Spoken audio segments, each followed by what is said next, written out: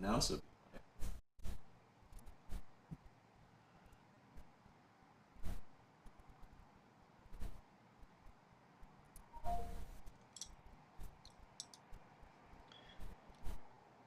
Do you ever look at your number one and your number two paintbrush and think, I'm pretty sure that one's bigger than that one? never compare your number one to your number two.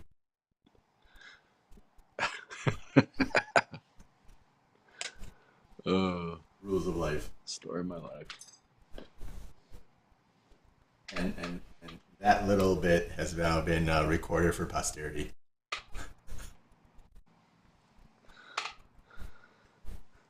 Nice. Mm.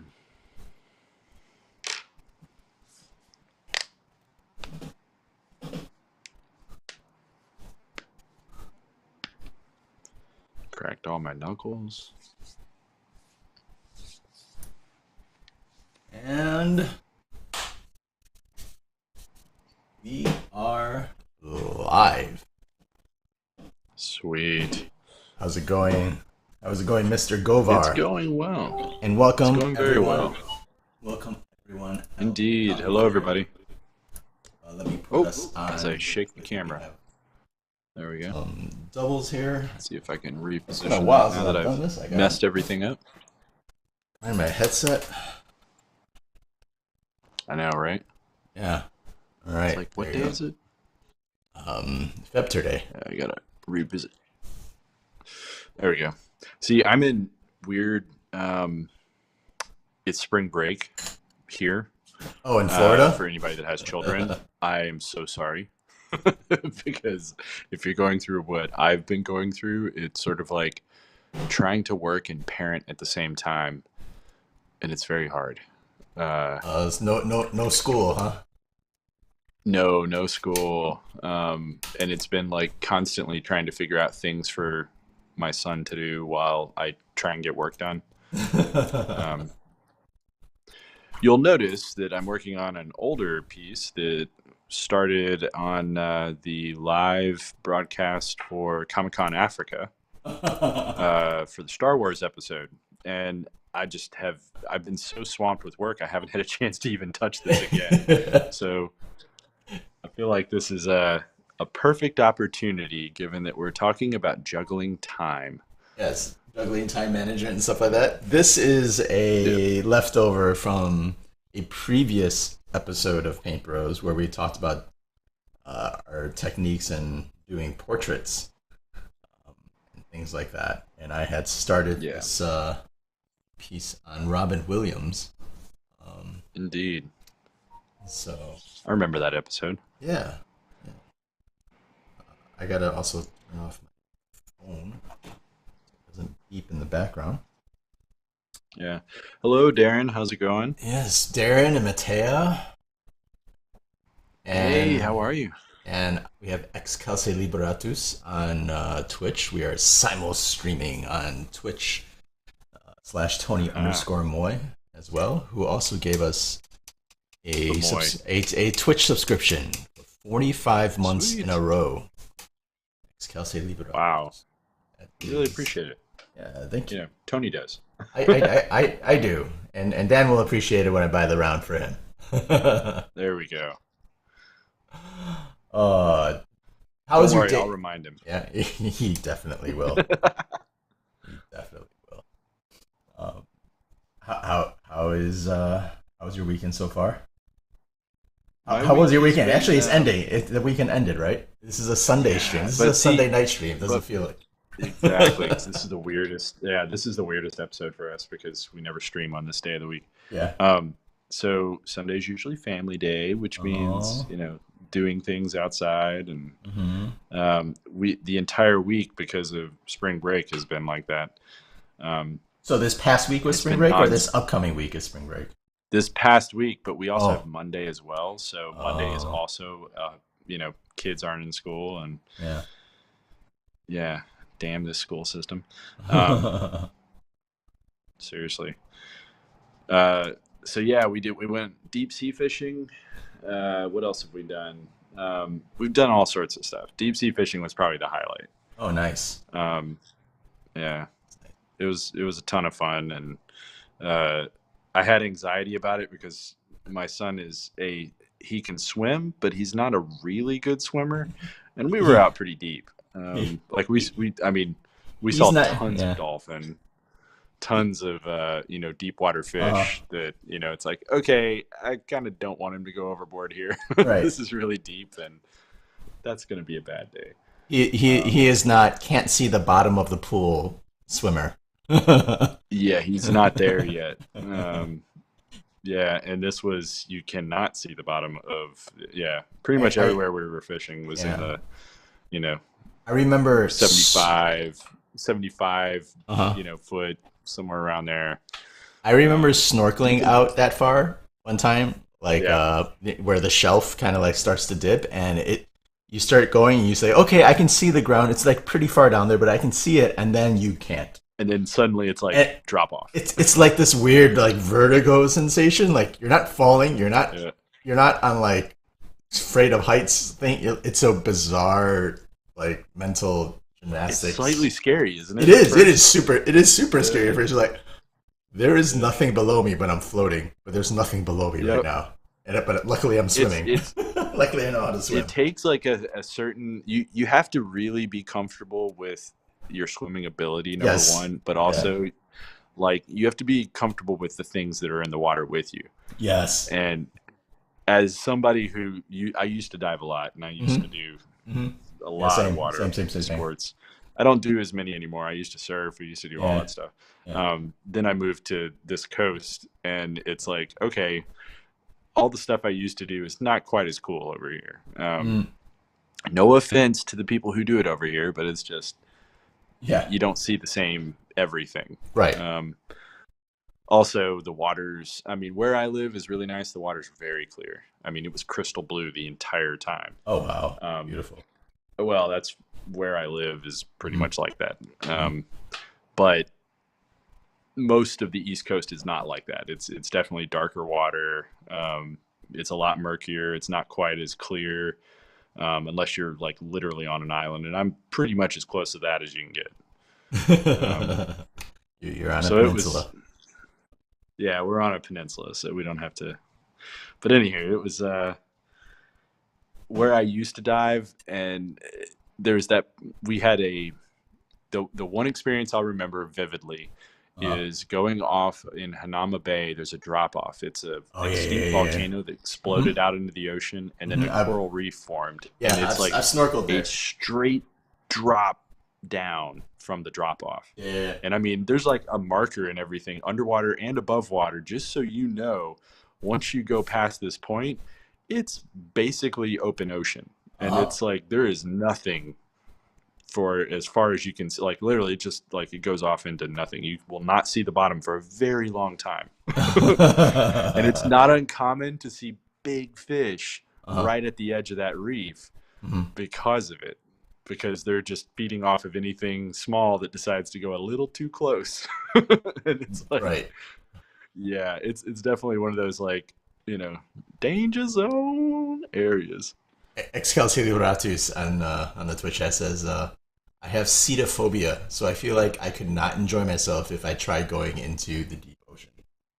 Cetophobia. Yeah. I think that's fair fish, right? Is that what that is? Oh, huh. Yeah, you would freak out, man. Yeah. Especially where we were just talking about. That's like fish central. Oh, fair whale. Fair whales, specifically. Whales? Oh, I guess that is. I'm thinking Cetus. Yeah. And I'm like, okay, that was a constellation. And yeah, right.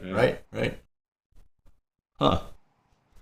I guess bastion of useless knowledge. Yeah. I guess you read Moby Dick at too young of an age and just was, and you were just like traumatized. Nope. Yeah. On the bright side, there are very few whales that would actually eat you. Oh yeah, they're pretty benign, and we got a nice. In fact, there's the killer variety, but those are you're not going to find killer whales, right? Yeah. And we also got a baby shark. I mean, hello. Uh, So this episode. Go ahead. Go ahead. No, I was gonna say my weekend. I'll share a little bit. I was just at a very local show, in Wheaton, Illinois, in a lovely little suburb of Chicago. It was a one day convention. That was actually pretty fun. It had much more of a turnout than I had expected it to have, and the photos you showed, I was like, yeah, that's fairly decent. It was for it were kind of in a old school field house. Like the floor had tennis courts all taped out and everything. I was like, oh, okay, we're going old school with this. But, no school like it. Yeah, and so I was just there as like 2 hours ago, 2.5 hours ago. I was there. And then grabbed some dinner on the way back and came here and got ready for this lovely stream with all our adoring fans. Wheaton. I live just about an hour or so from there. Oh, you could have. You could have come by and said hi. There you go. But like you were getting ready to start and say, yeah, I was just. This episode is about managing time. This episode is about managing time. Something that Tony and I are terrible at. No. Yes. Something that we have spent many, many years trying to cultivate and get better at, with mixed success. I feel like this episode is a really tough one for me to talk about because we're behind on like everything, you and I. Yeah, well, so for those that do know, I've been very quiet. I've been blessed with a ton of work. First world artist problems. Yeah, first world artist problems. Probably a somewhat insurmountable amount of work. But as anybody who's worked beside me has known, I don't really sleep much anyhow. And it's been putting it to the test lately. I've been doing a lot of Star Wars work. I've been doing a lot of work for a publisher, book publisher. I've been doing stuff for 2 other things that I can't really talk about. And then all of them have been kind of coming to this like perfect storm of time. And then on top of that, I have commissioned stuff that has been outstanding before all of this hit at the same time, which is it's a weird thing where it happens periodically. It's rare that it happens to the level and degree that it's hit me this time. To the point that I've actually kind of abandoned social media. That usually is my tactic when you don't see me posting much. So that means you're super usually busy. Because I'm so overwhelmed with work that the entire concept of posting anything online is scary. Right. Like I actually get a little fearful. There's an artist that Tony and I, love, Iris Compier, who just posted a note publicly.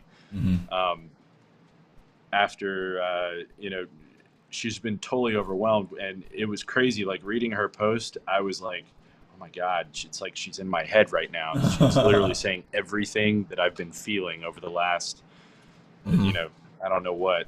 And her breakdown was just, look, I'm backing away from social media for a while because I'm totally overwhelmed. And the idea of going online is actually like something that really, is overwhelming. And like it's hard to kind of keep up with all of that and try to get all the work stuff done that I have to get done, that I owe people. And I'm 100% there. So yeah, it's definitely, I've been feeling it lately. You and I both have like, sort of like, I guess like project management tools that we use. I know for me, I use like I have a spreadsheet and I block out times for the entire week and I move blocks around to try and juggle things and keep everything going in a logical manner, but I also want to make sure that I'm making everybody happy, which Right. sometimes you have to sacrifice one to make So, the others happy. yeah, some people, Um, not everyone can be happy all the time. exactly. It's well, Yeah. and that's the thing. You really have to start making like some really hard decisions, Hmm. especially when you also have life stuff. Like, I really Yeah. want to spend time with my family. Um, like, that's a Yeah. really important thing that you don't want to have pushed aside because you're incredibly busy. Yeah. Um, Having grown up in a family with a lot of, my dad was always a really busy guy. And I did not, when I was young, see him as often as I would have liked to. But he always made time to do like, fishing trips and stuff like that. And it's one of those things that I really kind of, uh, as swamped as I was like, yeah, we're going fishing. That's happening. Mhm. So We have how some about you? comments Do you have from anything? yeah. So first Go we have ahead. some comments from David Peterson, the David Mouseguard Peterson. Oh yeah. He says, Daniel, that lighting with three Thank you. exclamation points. Thank you. And then he thinks my Mrs. Doubtfire is also pretty good. Um, and he also Well, agrees that Celsius. and he also agrees that Iris is amazing. And we got a Awesome. subscription on Twitch from Yo-Yo's Element. Ron says hi, and Ronald Shepard. Hey Ron, how was it? Yes. I talked to Ron earlier this week. Oh, It's one of the yeah. people that I owe some stuff to. So, I mean, for me, And then the thing that's been kind of a blessing is my time management tool. I know that you use like I have just a simple spreadsheet. It Mhm. blocks out the thing that I owe, Mhm. who it's for, whether what type of deliverable it is, whether it's digital or a physical thing I need to mail. Right. If there's an address I need to mail it to, I put that in there. If there's an email address that I'm corresponding with, that's all in there, and all of that's in that bracket, so that Mhm. anytime I need to contact that person, I can always do it. Yeah.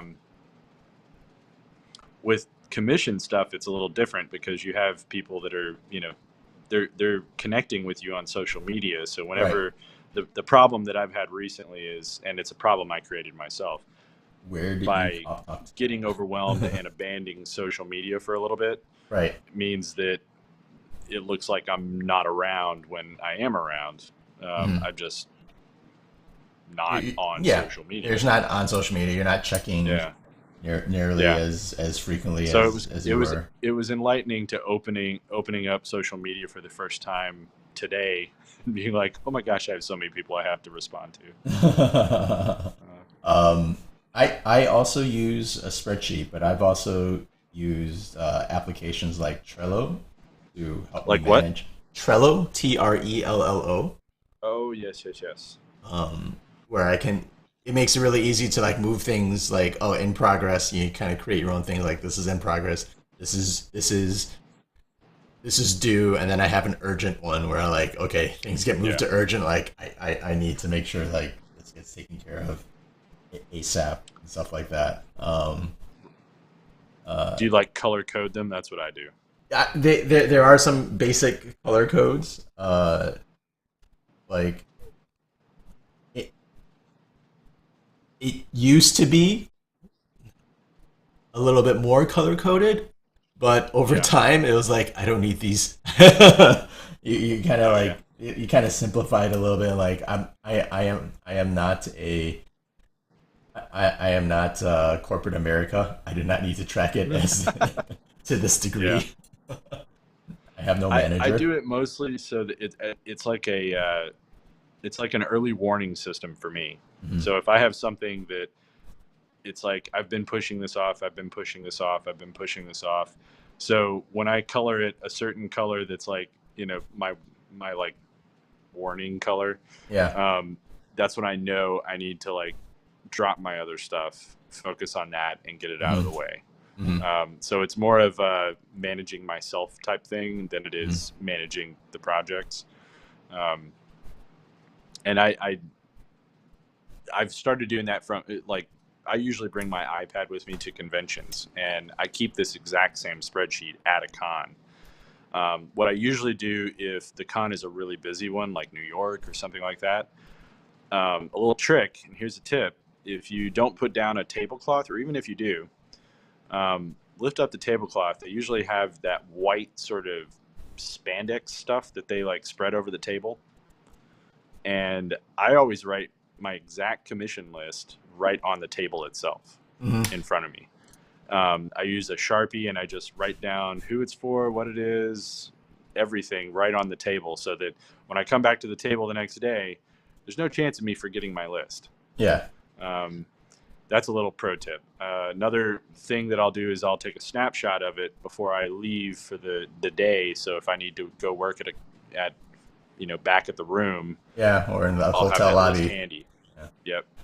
For me, one of the things I learned is just I now put it directly into Google Sheets on my phone. Like as they're speaking it to me, I'm like, okay, let me get your name, let me get your email, let me get what it is, let me get the size, let me get all this out, and it's in my Google Sheets, and I can pull it up anywhere my phone works. Nice. David Peterson says now he will steal your table. and just to be the avatar of chaos at the convention, because that's what David Peterson really likes to do. If there's something that he can become the avatar of chaos, like he will do it. You want to know something that would totally freak me out is if I came back the next day. If there was more. It was totally changed. I would wig out. I would totally wig out. I would literally. Yeah, I don't even know what I'd do. I'd be like, what? You heard it here, everybody. You are lying. That is not what I said, but I am the avatar of chaos. He is.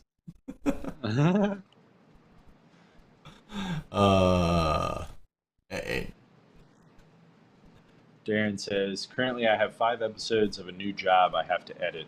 Yeah. It's hard to do the social media promotion and not become distracted from what I really need to get done. Yeah, it's a crazy really balance. Is a struggle. Yeah. The other thing that's a problem, and the thing that I'm always kind of jockeying is, so I go through phases where I work for publishers and other people, and then phases where I'm like, you know what, I'm not doing any work for anyone else but me. So I shut everything else down, and I go through. It's like a push and pull, and the reason that it happens is usually this perfect storm that I'm in right now, where I love the work is great, I enjoy working with the people I'm working with, and that's the thing that's awesome about it. But you get to a point where you kind of vanish from the public eye entirely, because you're not doing anything anyone can see. Right. I've done 82 pieces that in the last 2 months that I can't show anyone. Yeah. Well, people who have seen them, but it's like I can't show anybody this stuff. So it's I ran into that problem like November, December, January a bit, because I was working on my comic and I just didn't want to show people yet. I have like a stack that's 1.5 inches tall of artwork. Exactly. I was like, but I can't show anyone yet. I can't put it out there. I can give you sneak peeks maybe like once in a while of like, work in progress, but I'm just not quite there. And but I did. Yeah, it's crazy. And I've done stuff that I'm like super proud of. That's the other thing me too. It's a killer. You want to brag, right? Is the artist in you that just wants some satisfaction, that wants some like, I'm doing this not because I love it. I'm doing it because I want some love and I want some adoration. I want someone to tell me I'm good. Something I did for someone that I just haven't had 5 seconds to post. Right. It's like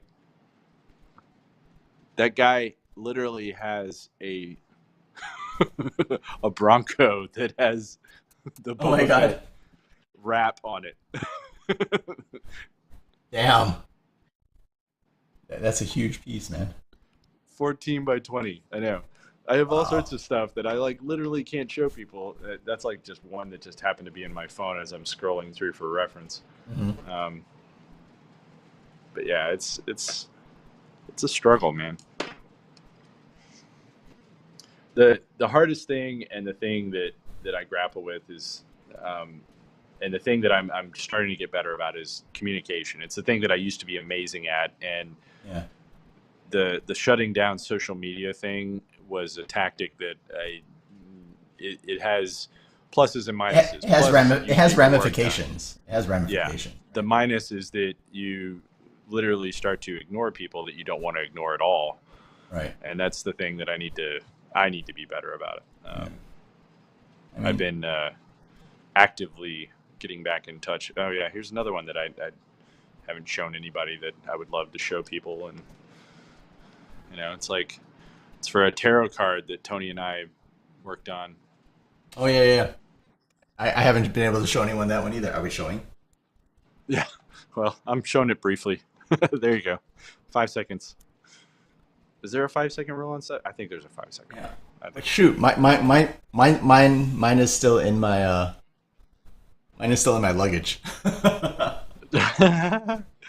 Yeah, so you have the other thing. So I've also sworn off conventions for Yeah. a while. The only one that I have coming up is MegaCon.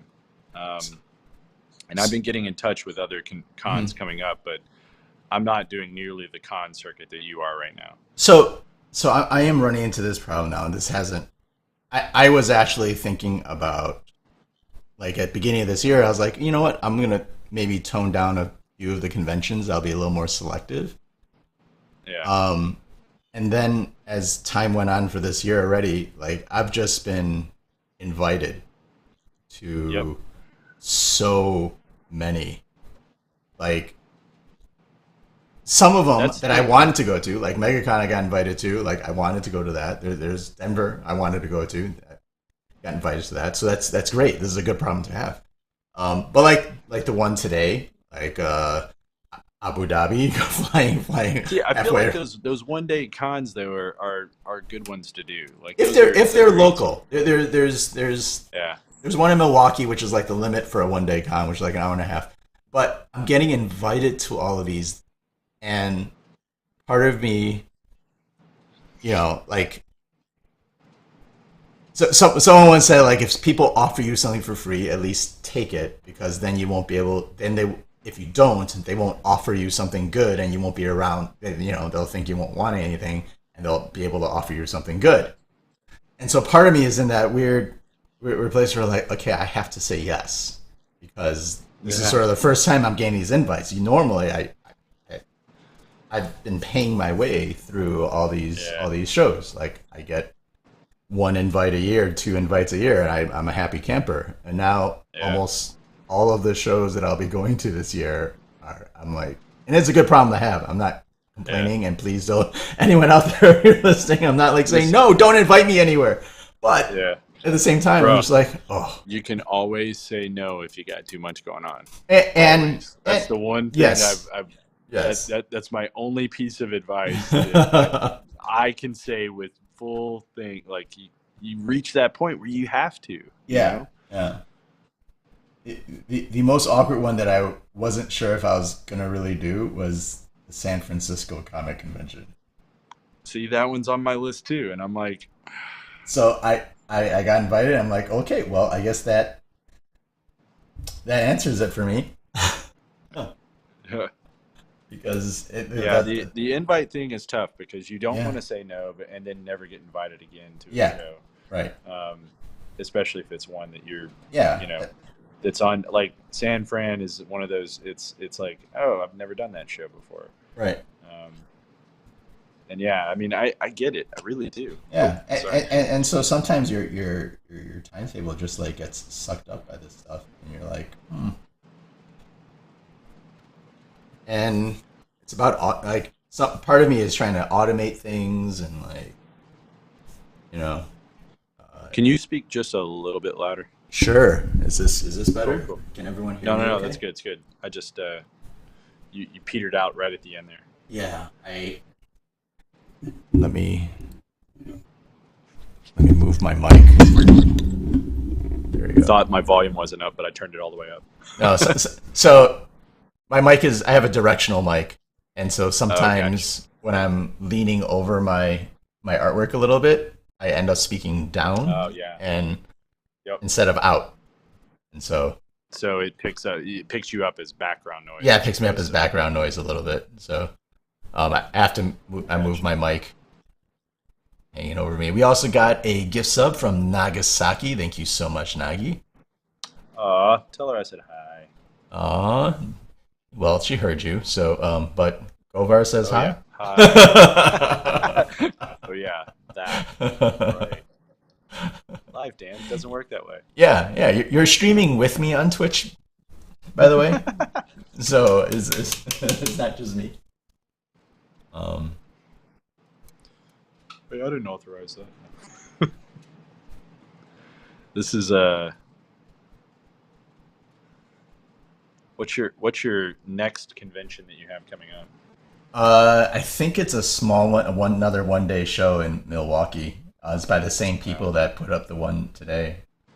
That's cool. Yeah, the one today is just like 45 minutes away, and it was by my parents, so I had to drop by my parents as well. That's cool. It was fun because my dad actually made it out, and he stayed with me the entire day today and hung out at the show. Oh, that's cool. So that's not something that normally happens. So, and then it'll be Milwaukee, which is about an hour 45 away. It's a little bit longer. And we got a rating party from Mel Doodles of 11 on our Twitch stream. So we have 11 new viewers coming to watch Paint Bros. Thank you so much, everybody out there. Yeah. Bonsoir. Bonsoir. So we have on, for everyone new to the stream, just a quick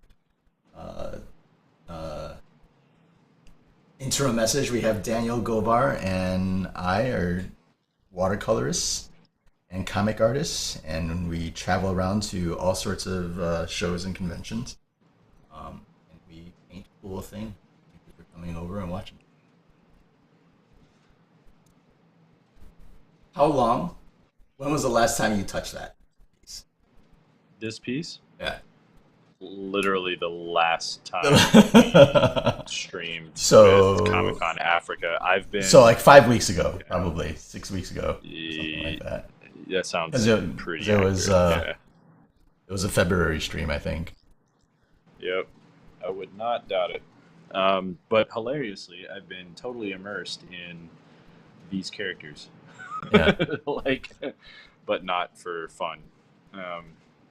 It feels good to draw something for fun, you know. It's that's the other thing that happens when you have all these other little deadlines and everything. You forget to do something for yourself. Oh, totally. Yeah, I have. You used to be you're pretty good at it. You do that daily warm up that you do for yourself, right? I've been sucking hard at it though, because I get up and I'm so exhausted. Like I go to sleep right now. My schedule is so dumb. Like intermittent. You know how people do intermittent fasting? I do intermittent sleeping. Oh yeah, I sleep for about 4 hours, and then I get up and I work for a couple hours, and then I go back to sleep for another 3 hours if I'm lucky. But usually it's about 2 hours, and then I get up and I start working again, and then get my son ready for school and everything. That takes like an hour between showers and everything else. Get him out the door, and then I get to start my day again. This is when I'm not on spring break time. Spring break has screwed everything up. my entire work mentality is totally out the window. Mostly because I can't really do, like, it's really hard to work when, you know, it's like he's up and he doesn't go anywhere. He's not, you know. We tried to get him in like some spring break programs and stuff like that, you know, so at least he would have activities to do. And instead it's been we just do the activities with him. Right. So your advice to get through a heavy schedule is to just knock out sleep. Uh,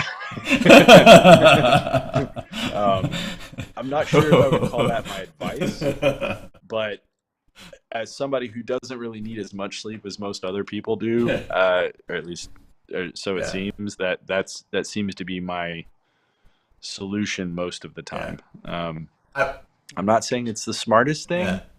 I have heard of the days where Dan has crashed and not waking up for many hours in a row. Yeah, I know. I face plant. So usually it happens on a weekend. I don't schedule it, but I usually just hit my total wall. Mm-hmm. And Darren Smith says he sleeps this way too. Yeah. It's the only way that I get the things done that I need to get done. Mm-hmm. Yeah, but yeah, I do hibernation sleeps, which happen. It's bad.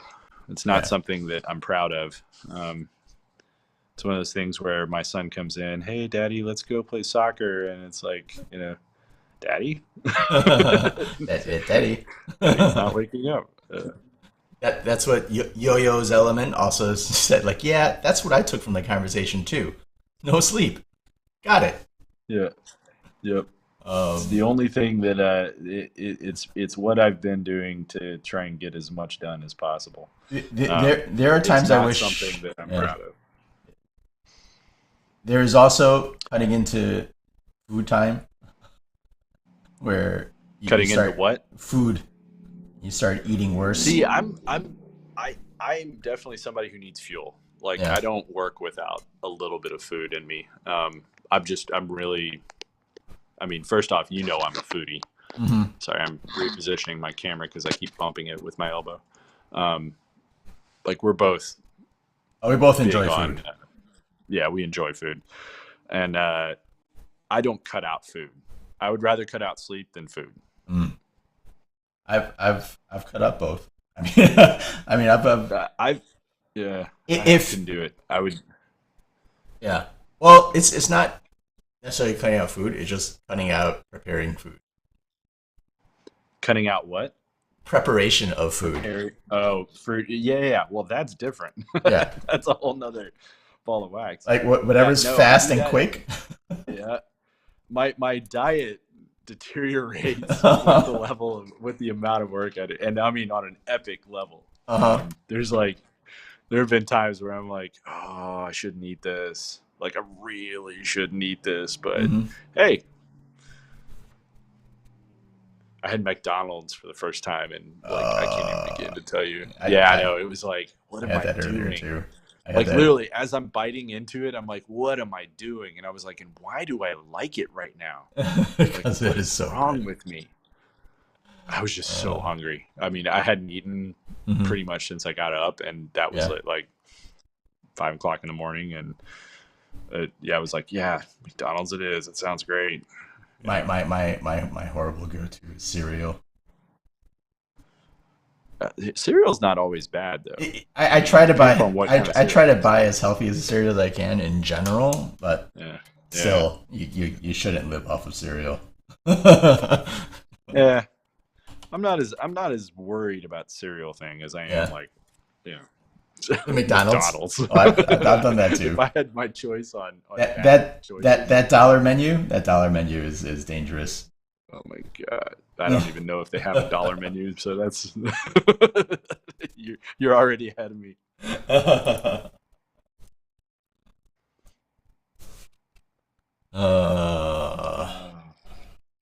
are you still planning on coming to Baltimore? Yes, I am.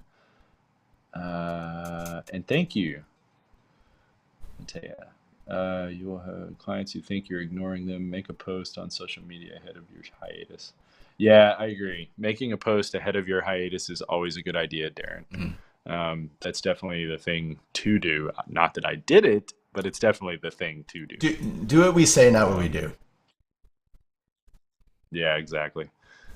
No, I mean, I'm just saying what I've done. It's horrible. Keeping a spreadsheet is the best thing that I've done, and it's something that I've had other artists look over my shoulder whenever I'm at a con and be like, dude, I need to do that. And it's like, yes, that's good, but unless you keep up with it, Right. it's not good. It Like gets you literally have to if you update it. don't. Right. Then it Yeah. becomes If you more of a don't hassle update because it, then you can't trust the it data on becomes it. the problem. Exactly. It becomes the problem, not the solution. Yeah. So you definitely have to make sure you update that list on a regular. It doesn't take but like 2 minutes, but you really need to do it. Right. The other thing is that anytime you do get something that someone wants from you, you need to write it down. Right. Like, don't leave it for memory. That is the biggest pitfall with new artists that I see, which is, they take their money, but they don't ever write anything down. So they don't really have any sort of list of what they've got going on that they need to work on. Yeah. Oh, here's my other problem. Coffee. As I down my 18th glass of the day. Yeah. If you guys ever hear of me having a heart attack and dying, it's because I drank 15,000 cups of coffee in the day. I'm at a point now where I don't even think caffeine really affects me anymore. That's when I quit coffee. Yeah, I usually go to tea around now. Yeah. years and years ago, I remember it was late at night. I had to stay up, and I was like, I have things to do. And so I remember getting triple shot espresso with a cup of coffee at the Starbucks before they closed. And It was I don't know, 8, 9 o'clock at night. Get home, get my work table ready, and I'm looking at things, and I'm like, okay. And I swear that the next thing I remember was the sunlight. Yeah, it was. And the sunlight was streaming through the window, and I had a pool of drool on my elbow that I had passed out on top of my work table. And I was like, wait, and I had done almost nothing. Maybe I had 15 extra 20 minutes of work, but I had passed out with a double, triple shot of espresso and a cup of coffee. And I was like, nice. Obviously, that caffeine did nothing. I need to stop. And so I stopped coffee for a long while because of that. I get it. I do. Oh no, yeah. So I've been there. Yeah, I heard an interesting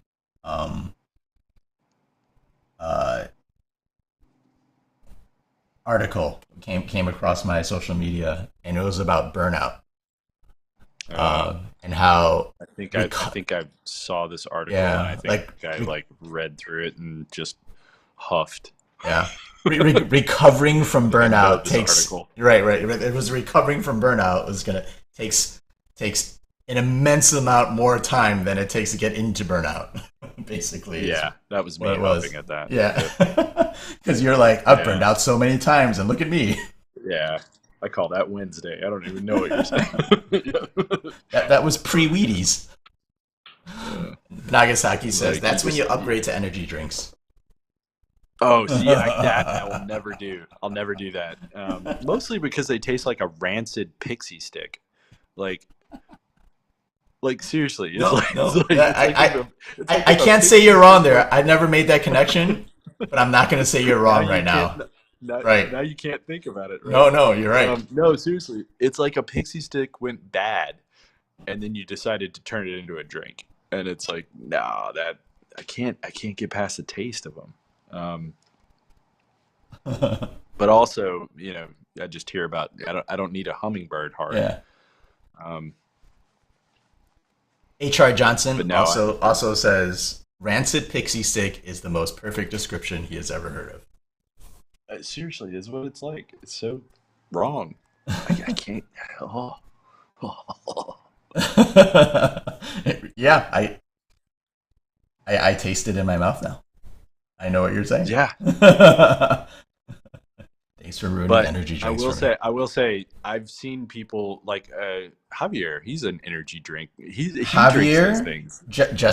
Jessica Levi. They are both energy drinkers. Haven't they had health issues too? I'm just saying. I used to have a Red Bull every night for a while. Really? Oh man, I couldn't. It was actually back when I was teaching, and maybe that's why I made me a fun teacher. Um, There you go. I'd work during the day, do my 9 to 5, then I would teach night classes until like 10 o'clock. And so between working one job and working the next, I was like, I popped a Red Bull. Ugh. Yeah, that was a Yeah. phase. Yeah, no, Uh, I mean, I tend to drink tea. I tend to drink, slightly healthier drinks yeah, for the most part. But coffee, whenever I get into like crazy crunch mode, I drink a lot of espresso, a lot of coffee. Um, right now, I'm on an espresso cook. Um, mostly espresso drinks, mostly you make your own, or you go out and get it. 50-50.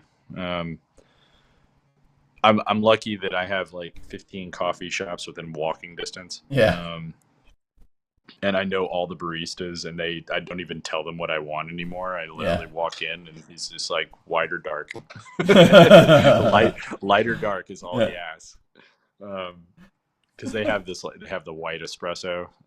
That's like Never it's like heard a of that. milder. Oh man, it's so good. It's basically just like a lighter bean, but it's smoother. It Hmm. doesn't have like that like acrid taste that like Mm. a espresso shot does, Hmm. like a standard one. Uh, and it's like if you put it in a chai, you barely even taste that it's there. Oh, It's you, weird. you get your dirty chai. You feel it, but you don't taste it. Yeah, Huh.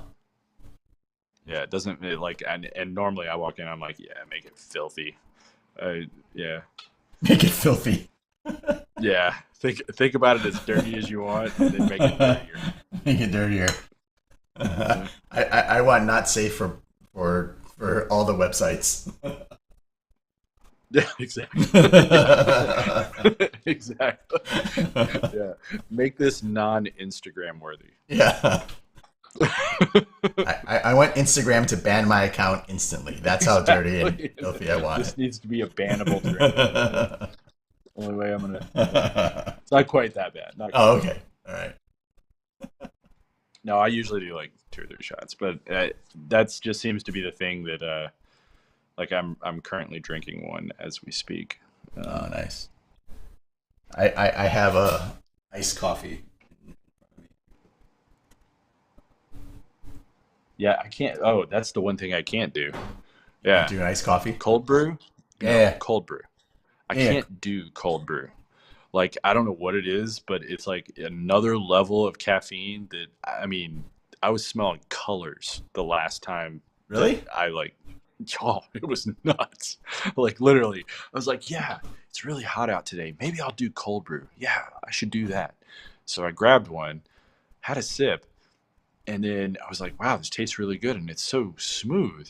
Hmm. So I downed half of it, and then it was like my third eye opened up and I That's could that. smell colors. Like it was the weirdest thing. I was like, okay, That's what I'm Pain never Gray. drinking this again. That's the Do what? melody of Payne's Gray. Yeah, exactly. It's like, okay, why are the colors talking? That's Yeah. not good. Yellow ochre sounds so stuck up. Yeah. Yeah, I reached a point where I couldn't do that anymore. Oh, I did not know there was a difference Oh yeah. Well, they in the usually have like caffeine. 3 times the caffeine of like regular coffee. Really? Oh, well. Yeah. Look it up. You'll be like, Cold brew. what? H.R. Johnson is enlightening me. Hold on. Cold brew is double brewed to account for the ice, so it's twice the beans and grounds. Oh, this I did There not you know. go. This I did not I'm know. telling you, I was like totally, yeah. Seriously, I like lost my mind when I had like, I got the largest size imaginable, thinking that I knew what I was doing. Wow. Okay. Yeah, That's it is that's not watered down, that's for sure. that's good to know. Yep. I I, I was just like, So I yeah, feel like I was we just should. ignorant. We're I feel supposed to be like we should providing talk a little advice bit on about. this. The topic. Yeah, I feel like this is like a cautionary episode, not exactly the things to do episode. This is how not Things to try to not to catch do. up. Yeah, This is how not to try to catch up on your yeah, timeline. exactly. I will say this: my projects have all been coming up roses. Everything has been on time. Everything, I've been making editors happy. Hmm. Um, the only negatives that I've really experienced has been things with, my commissions have really kind of fallen off the side, and I need to get those back on track Yeah. now that my other stuff is back on track. Yeah. Um, and I feel like, in some ways, I feel like that's the solution that a lot of artists come to, and I don't think it's the right one necessarily. Right. Mostly because Because you're I it's mean, like, on one hand, yes, I still want to be getting this Star Wars work, but on the right. other hand, yes, I do want to also make sure that the My people who commissioners are my and fans, right. stay my fans and aren't just like, yeah, he's cool, but Yeah. Well, yeah, it took him a really long time to get that Boba Fett finished. because those are they helped get us where we are, right? Exactly.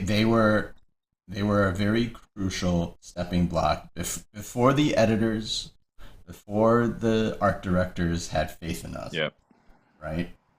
Those were the people that were like, exactly. I'm willing to put my money where my mouth is and say that your art is great, right? Exactly. And do that. And so that It's, is those are the people sometimes that get it. yeah. Unfortunately, is you know, They but also yeah, tend to be the most understanding, which is they the do. other thing that Yeah, makes it hard. It's like, they tend to be the ones that are like, yeah, hey, take your time, because yeah, they know that you're going to do as good a job as possible because they've supported you this long. But right. at the same time, I do feel terrible about it. Yeah, Um, that's where they're not just because they're fans of you as much as they yeah, are of your art, right? Like, and right. I've gotten that a lot, and I'm just like floored and honored most of the time. I'm just like, oh, there's so many warm I always fuzzies try inside to, me. go the extra mile whenever Yeah, stuff like that same happens. here, same here. I have a the other I have thing a that little I've extras pile. mhm. The other thing that I've done is that unless you're a commission that's from a show or something like that, uh, commissions that I get online, I don't necessarily take money until I'm closer to until like the month really that I'm starting to work on it. And I'll be like, okay, hey, Uh, you're now opening up. You're on my list, but now it's time to open up. You want to take advantage of yeah. it, and so that way I feel a little less bad if they've like I just can't get to it right now. So you do it well too because you just don't open it up until that month is Yeah, ready I've for you, shut right? everything You down. you, you shut it down and then say like, yeah, I'm not. I'll announce it when I'm ready. Yeah. I took on one piece from a long term commissioner the other day that I had my website is still active, but I didn't shut down the commission blocks that I had up there. Oh, And well, I didn't think about it honestly. And uh, and suddenly one came in and I'm like, oh, and then I looked at it and I was like, okay, I have, all right, I'm going to put him on the list, but I have to send a note out first, just saying, right. hey, I gotcha. It's going to be a little bit. Um, and that's the other thing is communication is always the toughest part, but it's the thing that's probably the most important. Mhm. Um, Yeah, like because even even editors and directors and things like that, they understand, right? Um, and depends they on the publisher. depends on the publisher, depends on the project, Yeah, but sometimes there's extra yeah, time that you don't realize is there. Not all the time, that's true. That's true. but sometimes A lot of they've times baked it's it just in. communicating with them. Yeah. Here's the funny part that people don't seem to understand is the bigger publishers, the ones that are like that you're really wanting to work for, they won't give you deadlines. Funny enough, they'll ask you what deadlines you can do. Yeah, In other words, you tend to dig your own graves. pick your own poison. Um, exactly. Like you are typically the person that is going to get yourself in trouble if it's something that you can't meet. They tend to not dictate what you can't when they need to have it. They instead ask you when is good for you. Right.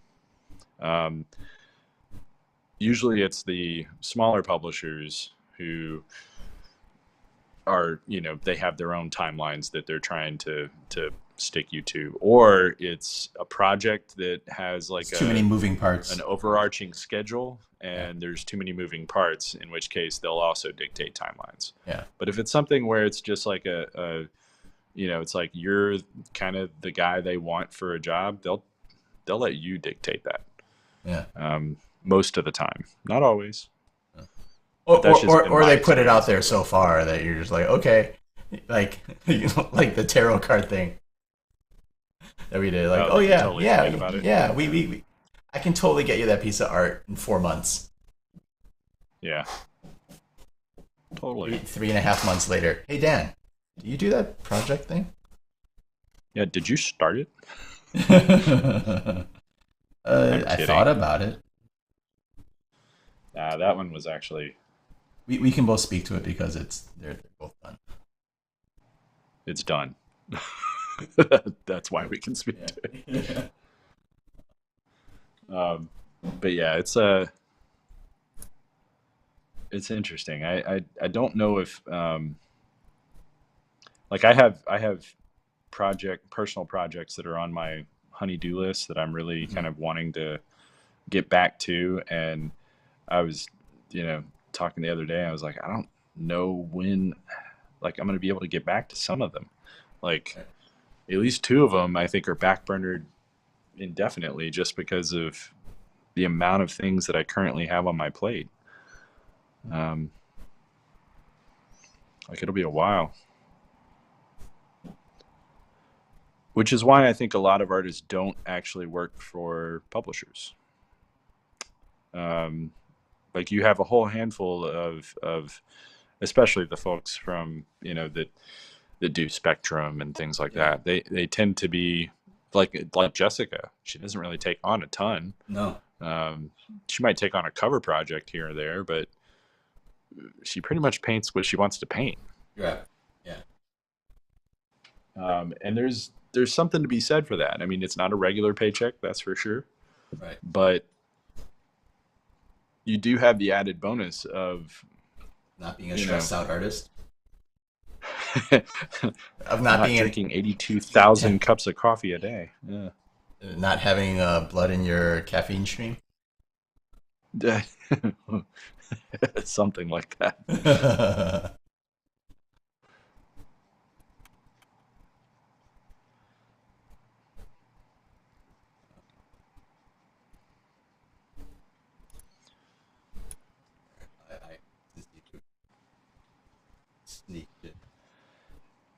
Boba Fett has one of the more complicated costumes. It's funny because the new version has simplified him. Mm-hmm. Like his costume has been simplified, but at the same time, and just because I've been immersed in this stuff, so Boba Fett has had every movie that Boba Fett was in, he had a different costume. Right, that's slightly different, right? Slightly different, to the point that it was like I literally have, anytime I'm assigned something, I have to look up what episode am I doing, like which version, because there's one where he had red gauntlets, one where he had green, one where he had, it's like, yeah, like every, like one where he had a dent here but not here, one where he has a codpiece, one where he doesn't. Right.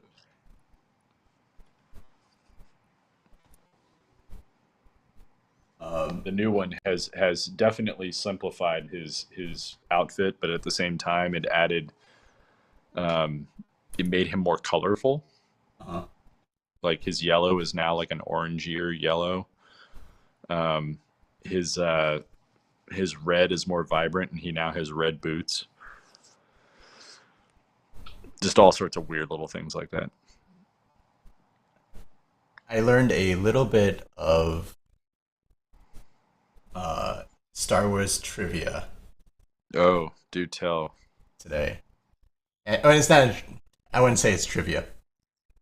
Actually, I'll phrase it in a trivia. Okay. In Return of the Jedi, Ah. right? Return of the Yep. Jedi. There is a word. There's a Star Wars word that every Star Wars fan knows, but is never uttered in that movie. Like, I can say this word, and everyone knows it. Every Star Wars fan will know what it is and what it refers Okay. to, but it is actually never uttered a single time in that movie, and that's where it's from. And that's where it's from? Yes, that is as where this word is from. It's like saying midichlorian, right? Like every Star Wars fan knows midichlorian. It was like also like saying it is never uttered in episode 1. Yeah. Right? That's Like it's true. never said. I wish it was never said, but Actually, it's only said in episode yeah, it's 1. only said in episode 1, right? Although I think they ended up saying it in one of the other Yeah. prequels. But anyway, Wow, that's a tough one. it is. But I'll give it to you as it's not You have one to, for like yeah. It is Ewok, What? and in fact, none of the names of the Ewoks are either mentioned. In fact, you will not know like the word "wicked" Like Wicked and, Is- and Pablo and are not mentioned in there. But well, the word Ewok is not the mentioned in names that I movie. get. Ewoks is never Yeah, mentioned. it is not mentioned. It is not mentioned in Yeah, Return of the Jedi. actually, I totally believe that. I believe Right? Right? I was like, wait, no. What? Oh. that. Like, that can't be right. That I can't totally believe it. be. But Yeah. it's true. No, I could totally buy that. Right? Like, after you think about it a little bit, you're like, yeah, but I knew who they were and I knew what they were. So yeah. Wow. Yeah. Yeah, I can see it. Yeah. I I'm get it. gonna flash on screen real quickly. My tarot card for a moment. There's my tarot card. There you go. Just because you did it earlier. Oh yeah. Yo-Yo's Element said, "Oh, mind blown." That's right. You see, it's funny because it's one of the only movies that I haven't seen in a really long time. Yeah. Like, it's one of the ones that they introduced a lot of vehicles in that movie, Mm-hmm. but they didn't really Speeders. introduced a couple of new uniforms, like the speeder bike guys, Right, and the like troopers, the scout troopers. and, Right. it's also the first time that I think you saw the Royal Guard. Oh yeah, the red one. Which were honestly my favorites. I love. Yeah, I those thought guys, they were even so though cool. Their costumes are like totally useless. But aside from that, but no, those were easily my two favorites. Like, they had a lot of firsts from that standpoint, but from, like, I don't know. Yeah. Mm-hmm. Yeah. I was like, no. Oh yeah. Like, the more I thought about it, I was like, yeah, I believe it. I did the same here. I was like, I looked it up, but like, yeah, I'm believing this before I look it up. But Yeah, I can get behind that. That's crazy, but right? totally see it. Yeah.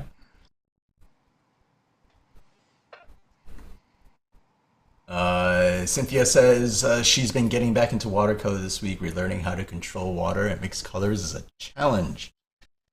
Yeah. I don't know Welcome to anything our about it. lives. Yeah. Yeah. Mix you mix watercolor? What?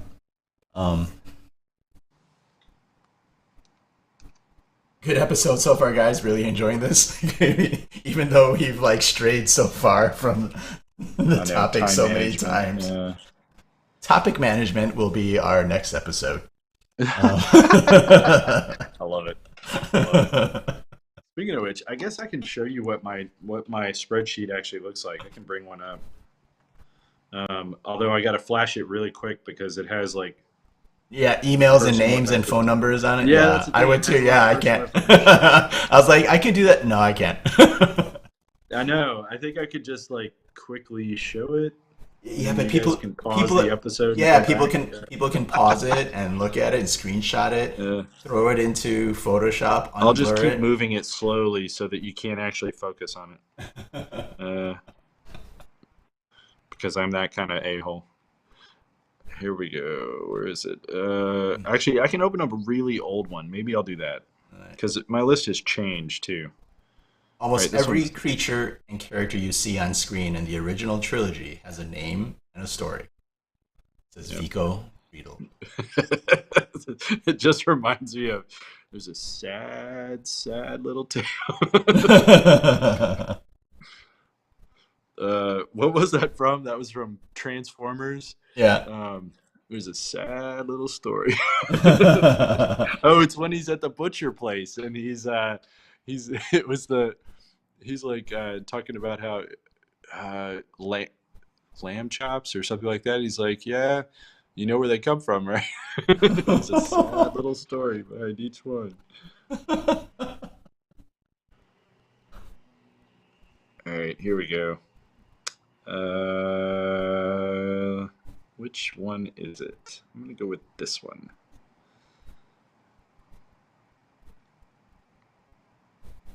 All right, it's super small, so maybe you can't see it, which is good.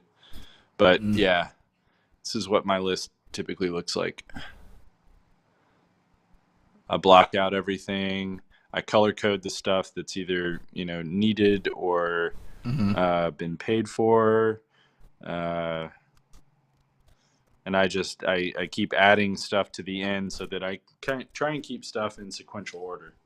I list the stuff that's been mailed. A lot of times I'll put the tracking number in there so that, in case something happens, and I can always just go back quickly to my list and find the tracking number. That's cool. Nader Tot wants to know what the red means. Well, it either means I've mailed it, which means it's finished and out and totally gone. Oh, red means that for you? Yeah, or if I highlight the entire block in red, that means that's critical stuff that I need to get done. For me, green is where everything is done and off and good to go. Oh, see, I don't do that. No? I do green when I finish the piece, but when I mail it, I color code the last block red and everything else is grayed out. That means it's like dead but mailed. And then off to the side of that, I usually put the tracking number. I have an entire color-coded system, so I have a gold text for the layout. I have if it's pencil, it's in gray. If it's inked, it's in black. And then if it's watercolor, I put it in orange.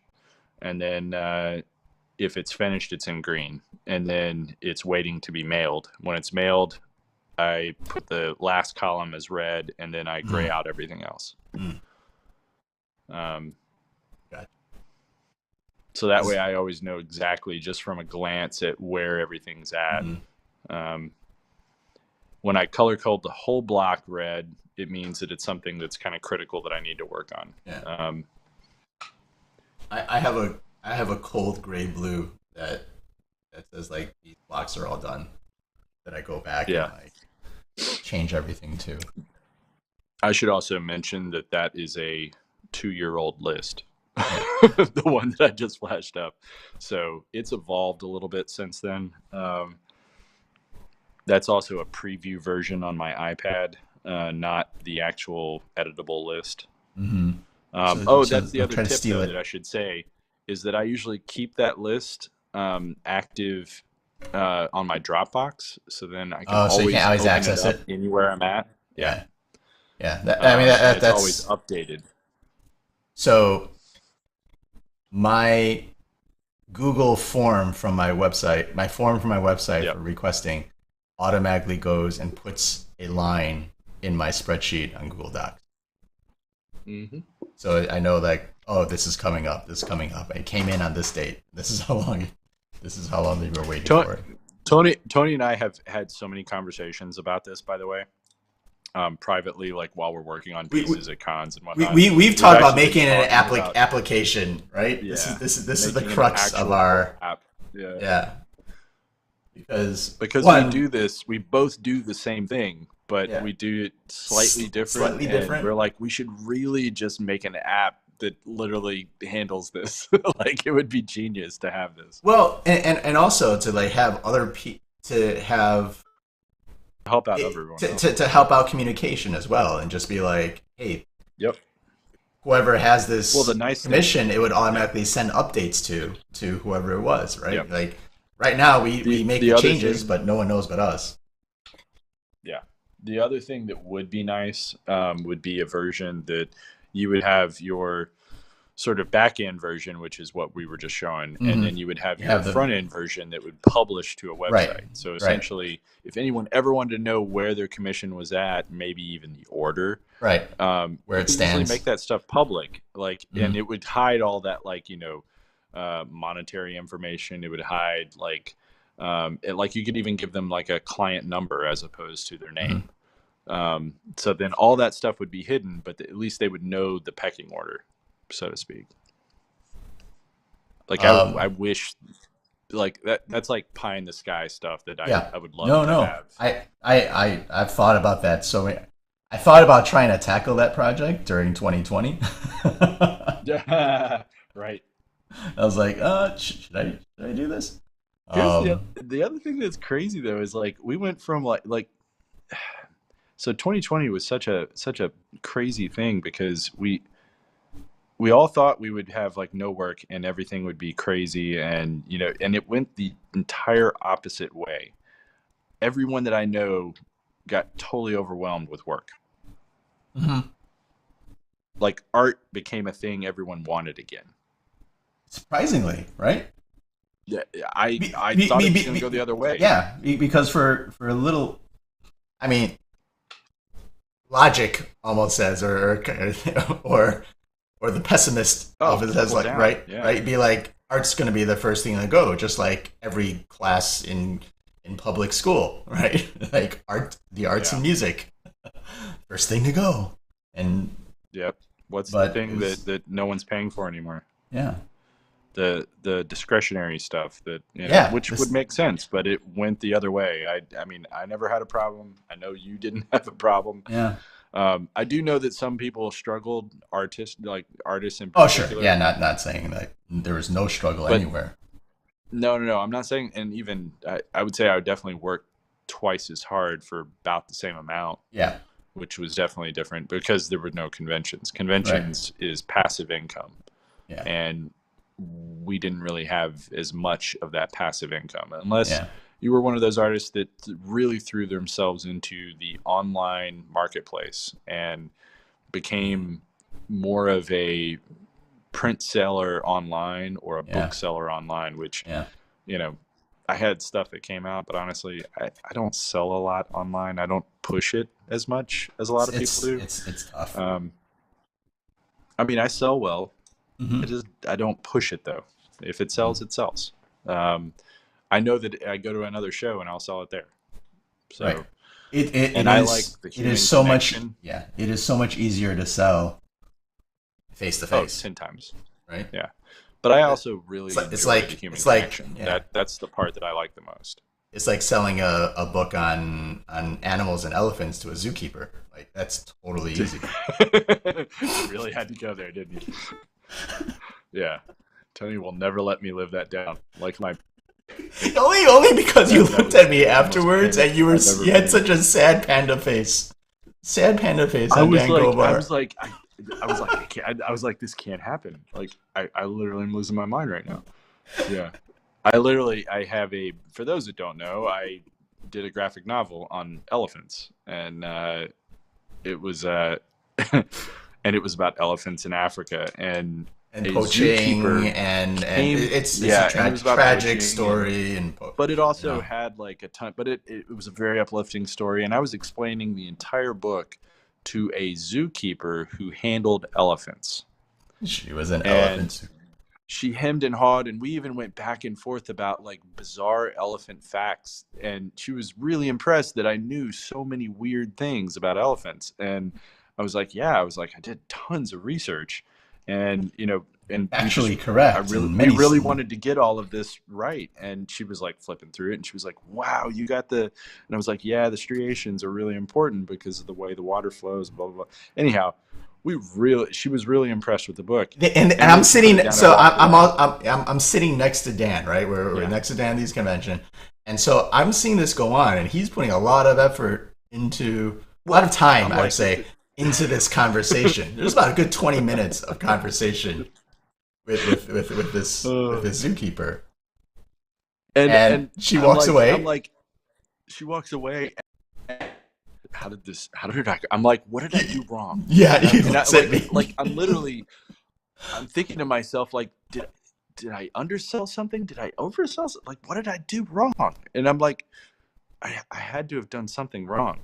Because she kind of put it down rather abruptly, and like, okay, thank you, and then like walked away. Yeah, like you had said something that insulted the chain of ancestors that came before her. Exactly.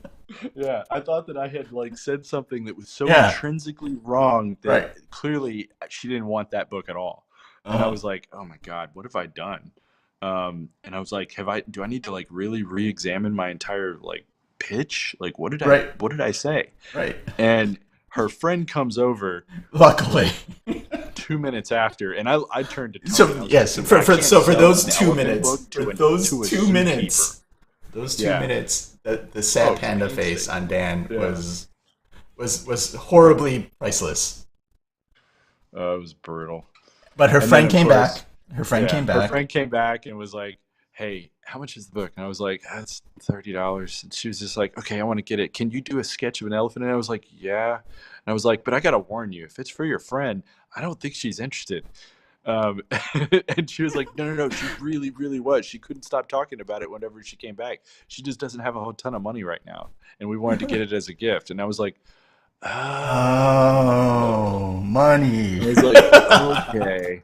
I was like, yeah, no problem. and Dan never looked so like sated and satisfied and relieved. Like, oh man, it was so brutal though. I still get anxiety. I'm sweating right now just talking about that story. Like seriously, it was mind numbing.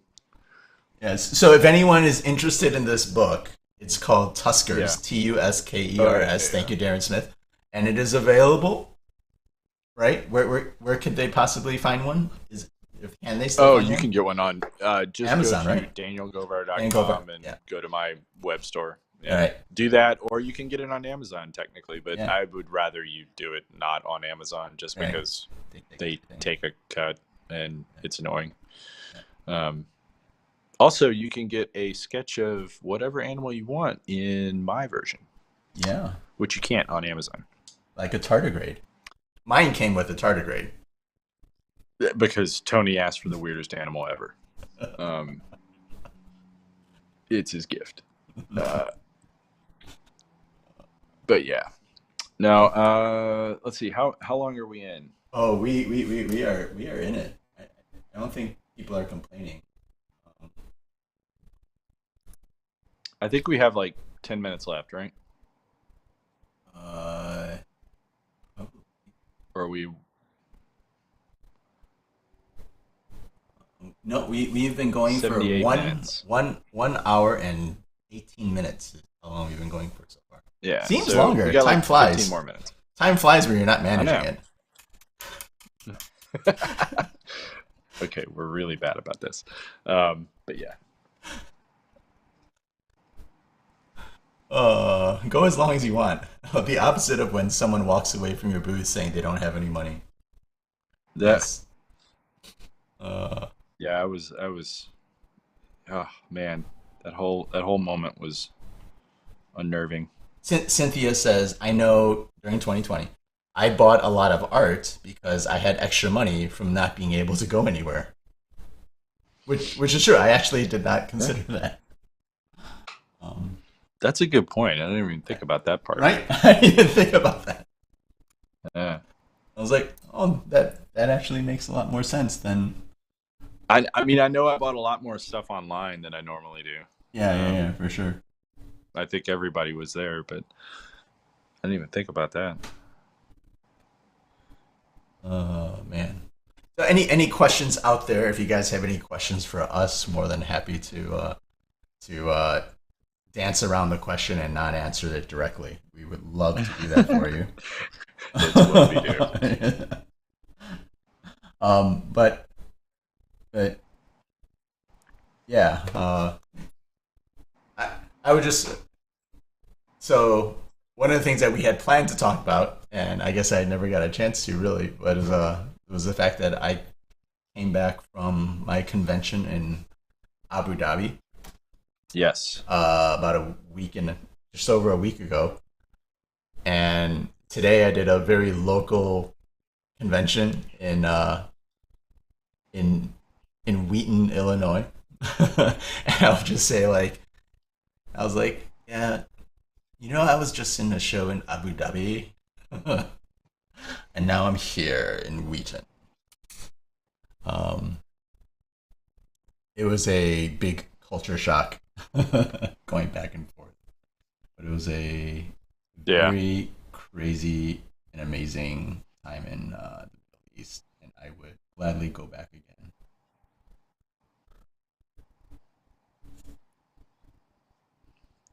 It's definitely on my list for next year, I think. Well, I sounds like a yeah, I think you would do very well there. yeah. Yeah, like and seeing how things work, and I have an idea on what's happening there. Like I can easily be better prepared for the next time I go. Yeah. So I started to say, I guess now. Is there anything you would have done differently that you didn't? I would have. I think I would have brought one or two larger pieces. Like I kind of kept mine to just sort of my standard, but like I might have put something larger on the on my wall behind me, kind of a thing. Gotcha. There was the other thing is also to have a few things that you say not for sale. It's sort of been the joke, but kind of the reality behind it. No, I know. There's something to be said for that. It's funny because you and I talked while you were there. Yeah. But yeah, there's definitely a mentality, and it's not just there. It's honestly anywhere. Like, look at the Seattle. Like I was like, I'm not gonna sell this one and this one. Those are the first two that sold. And it was one of those things where I don't even know if I wanted to sell them. But I don't know if I want to sell them. I really like them. These are for me. And yeah, I mean, I try and kind of stick to my one of the things that I'm working on right now is covers for something that is really near and dear to me, and I don't think I want to sell one of the covers, especially the one that is the one I'm currently working on, and I've already been asked, or I've already been kind of like prepped that the publisher might be interested in buying the original for the first one, and I'm like, oh man, I was like, hold on to it for a while. And it's like, how to my guns do I want to stick? And it's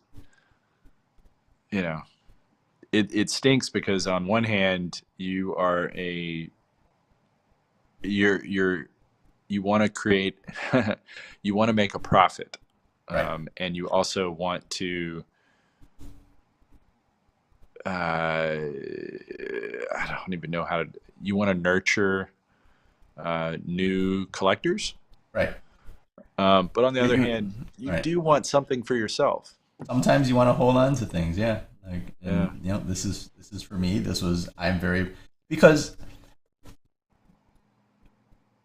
at some point in making the turn from becoming an amateur artist or just a hobbyist to a professional artist, we had to get used to and know that we have to let go of the art.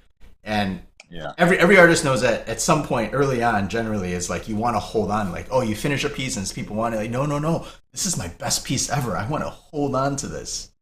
Nah. Right?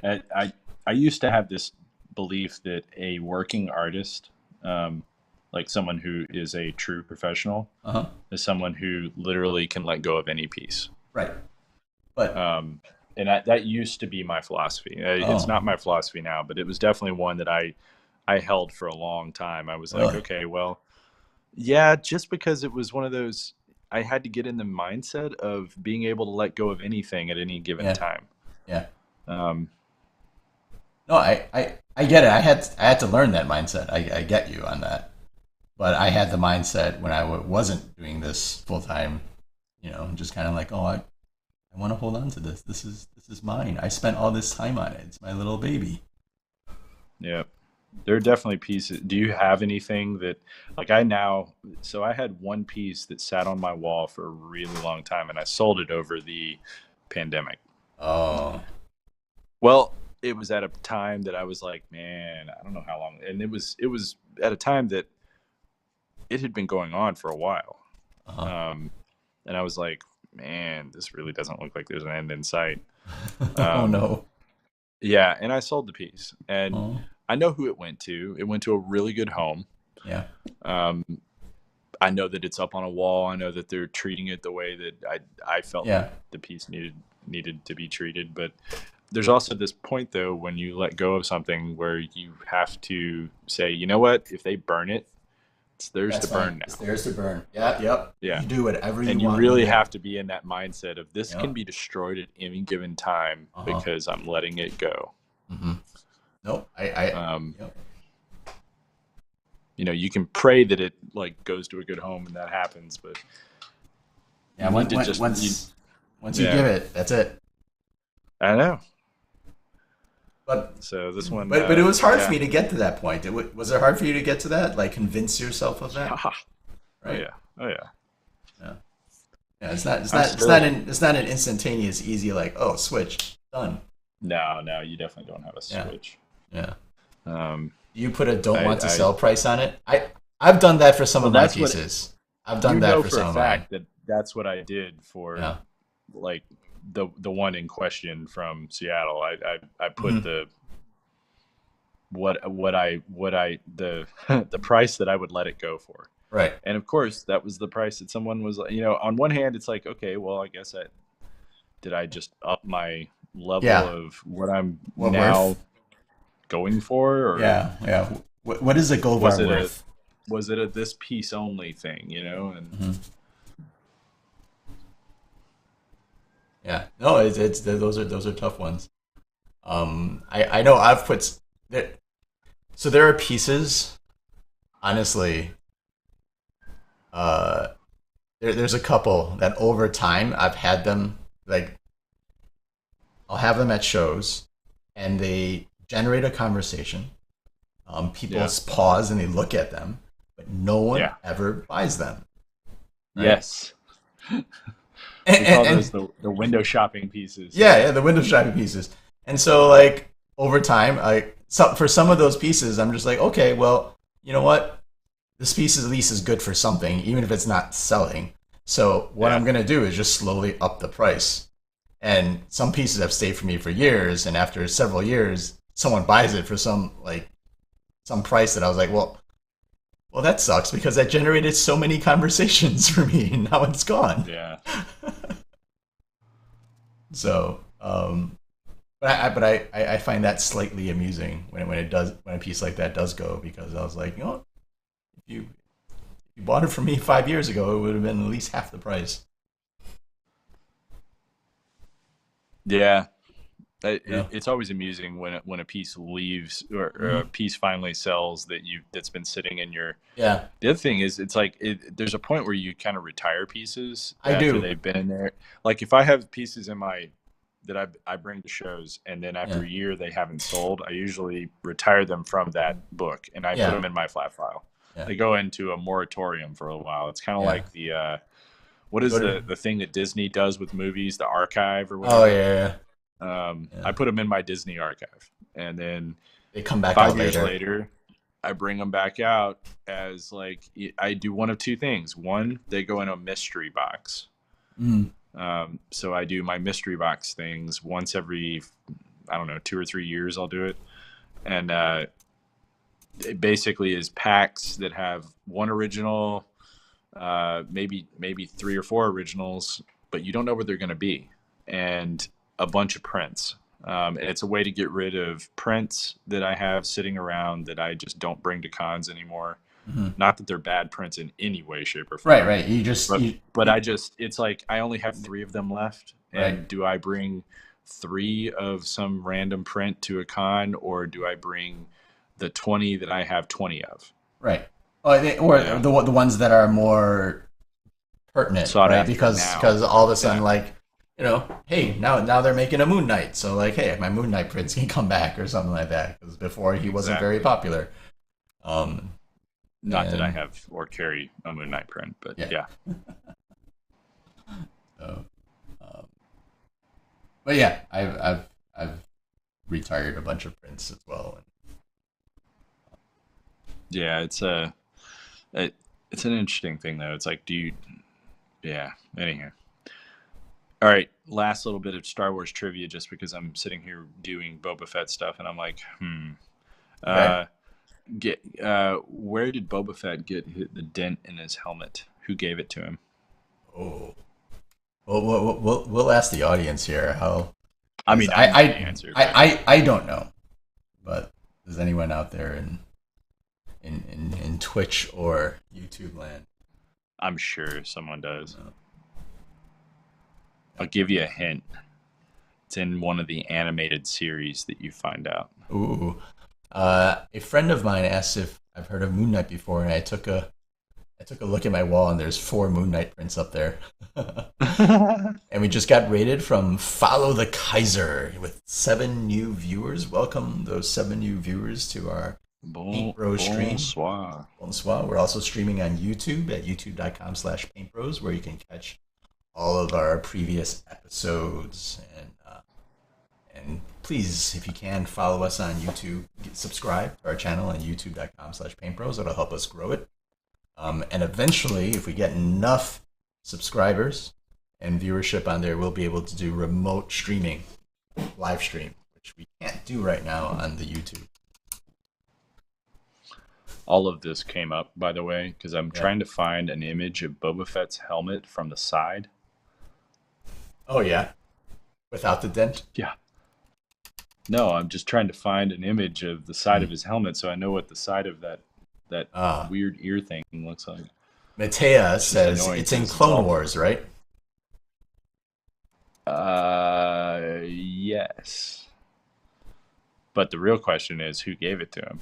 Who gave him? Oh, you gave a hint. Who gave Boba Fett the dent in his helmet?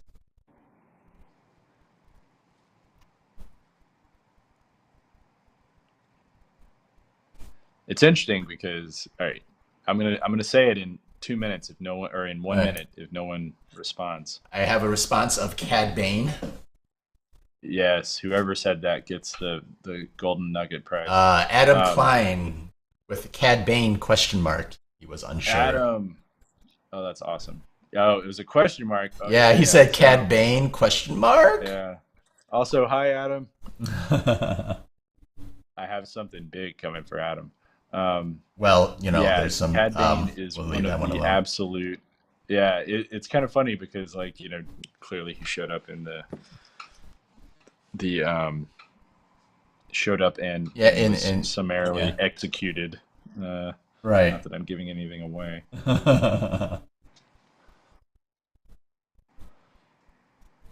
But it was definitely one of the big moments. Because then he gets up after getting shot in the helmet, and he has this dent in his helmet.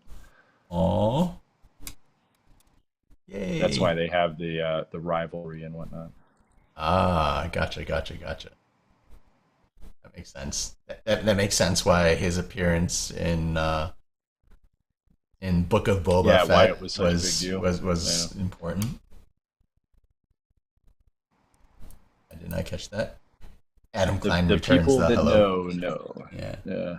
If you know, you know. If you don't, you're like me. Exactly. It's a fake nerd. Oh my gosh. Do you know how hard it is to find side view of that helmet?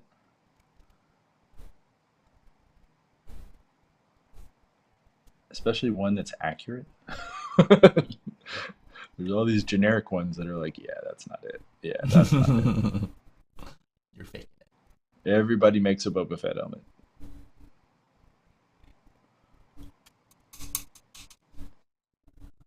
Oh man. All right, that looks pretty good. The color is more exciting.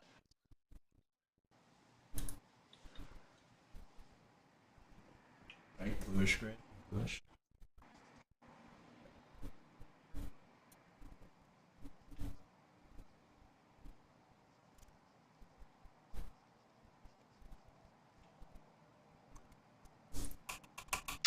All right.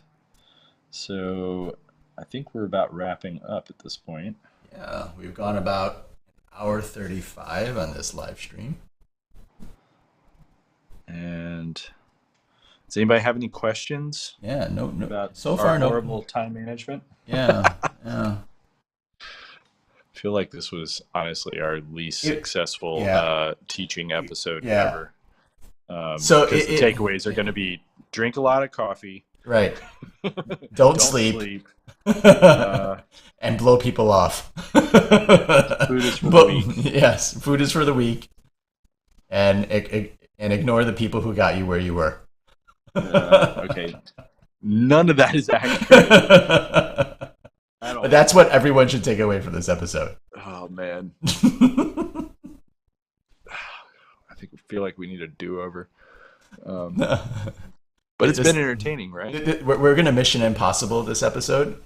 This episode will self-destruct.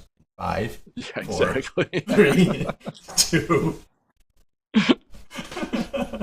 Oh man!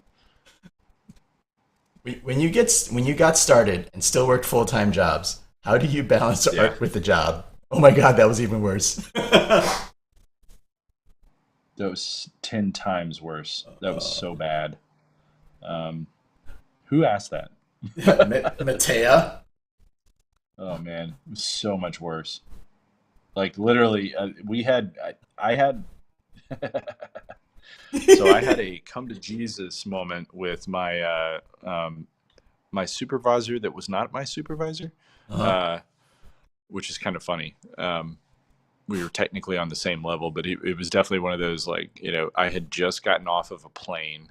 Oh yeah, I wonder if we had the same conversation. Had literally driven like a madman to get to the office in time for a meeting. Mm-hmm. And the entire flight, I was researching everything I needed to know before the meeting. Mm-hmm. Got off the plane, drove like a crazy person to the meeting, walked into the meeting, totally unshaven. Like, I looked rough. I looked like somebody from Fight Club. And I came in. There was a moment where my supervisor and I like locked eyes, and I totally did that like Fight Club stare down thing. Where right. I'm like, what? What? First rule. First rule. Yeah, so terrible. Yeah. So basically, you didn't balance it. I did not do a very good job at it, no. I mean, I did a good job of it, but it was just one of those things where I recognized right around then that I needed to have one job, not two. Yeah. For me, it started off where it was only I was limited to the conventions I would do by by the number of days I had off in the year. That's exactly what I was too. Yeah. We were in the exact same boat with that. Yep. Yeah. So at first it was like, I'm only going to do like 3 or 4 a year, and that's totally fine, But then as you realize that, this show is really, this is a really good show. Like, I have to do this show. And so therefore, if I'm running out of PTO, I could just fly there the morning of really early and fly out really late every con. Right? I can just fly in, get on a 5 a.m. flight, get there at 8, set up by 11, work all day, crash, work more. I feel so seen right now. This was one of those. These are some of those silent stories that when Dan and I first met, he was like, "Oh, what do you you know, you do something else?" And like I told him what I did, and he's like, "Huh." That's what I do. That's what I just did. So, and yes, I went into meetings. What we don't want you to take away is not to don't have a healthy sleep schedule. But that's exactly what I did. I would wake my alarm was basically either the sun coming up, so I woke up at dawn. But I basically moved my wake up time like earlier, like an hour or two. So every morning I had an hour or two before I would get ready for work and then drive to work and then do my work. That's kind of how I handled that until there comes a point where you're like, I can have a comfortable life and enjoy my PTO as it's meant to be enjoyed and go on nice vacations. Or become an artist. Yeah. See the world. They say. Through the eyes of other people. Yeah. So that's how when I was getting started, how I balanced. Balance is such a fun word now. Is that what we're calling it? Yeah, balanced, quote unquote. Do you tend to focus on just a few commissions or till you finish them, or do you jump around the list depending on your mood? Sometimes you got to jump around a list a little bit. It's rare that I jump around now. Yeah. Jump around. Hey. I try and stick to the order that they came in for the most part. Yeah. The only thing that I have a problem with that on is I have two really big pieces on my commission list. I mean, physically in size, and the big ones tend to be time sucks. Not in a bad way, but in a like they literally need more time on a dedicated level. So those tend to be the ones that I have to kind of back burner for a little bit from a like functional standpoint.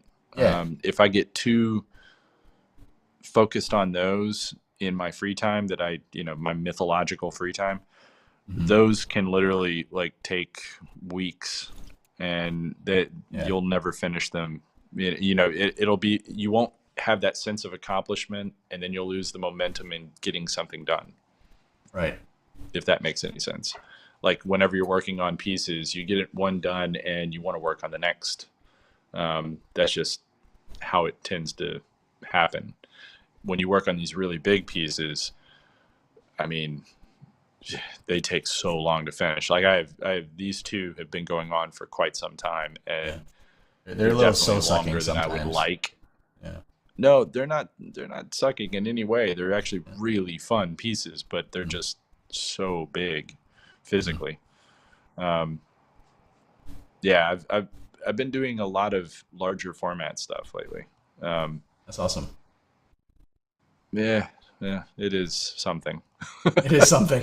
Like when you work, like this is 12 by 16 for those, like, yeah. I have relatively big hands, and these things this is a big piece, even though this is technically my medium-sized pieces that I typically do.